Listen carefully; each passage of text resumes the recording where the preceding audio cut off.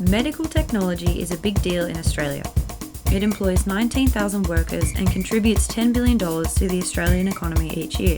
Although the definition is constantly evolving, it can be broadly defined as any device that addresses health issues that doesn't rely on biological means to have an effect. So this excludes things like injection, ingestion, or absorption. We can see this evolution in real time. Cause Chambers Westgarth pointed out in late 2019 that the legal definition of software products presented an issue to MedTech. Shortly afterwards, new regulation around software as a medical device was implemented.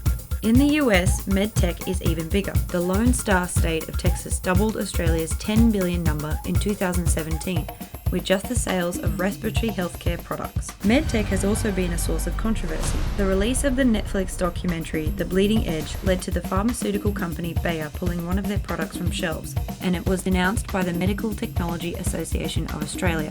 While some companies have noted that Australian MedTech doesn't present much of an opportunity for international importers, others have seen potential for Australian MedTech as an export, particularly because of Australia's proximity to the increasing affluence of Southeast Asia. There has been a lot of commentary about how to grow MedTech in Australia.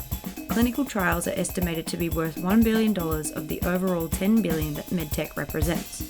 The Australian Clinical Trials Alliance has been pushing for a streamlining of regulation in the industry since 2018, as they believe the framework was not only preventing Australians from conducting trials, but was making it less attractive for researchers from outside Australia to come here to conduct trials as well.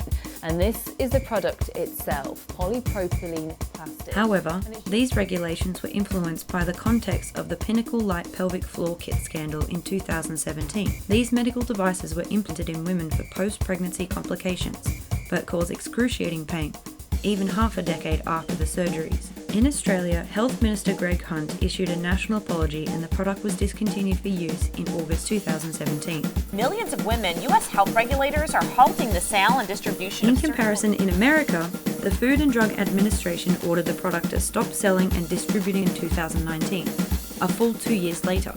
Australia adopted a national framework for clinical trials in 2018 that was welcomed by the Australian Clinical Trials Alliance after much lobbying.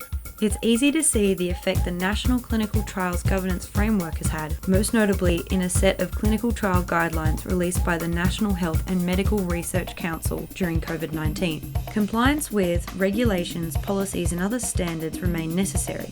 However, interpretation of research responsibilities in the context of a crisis such as COVID-19 should be informed by flexibility, consultation, and good sense. But it might not be just about regulation. A report by Deloitte revealed that 84% of medtech companies believe that skills gaps in the area have negatively impacted their business. ASX commentator Stockhead also believes that the Australian medtech industry is releasing products that aren't suitable for the market, rather than just an issue with regulation.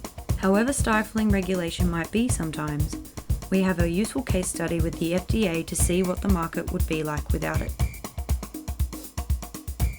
For more information, follow our LinkedIn page, subscribe to our YouTube channel, or read the full MedTech blog on the Legal IT Solutions website.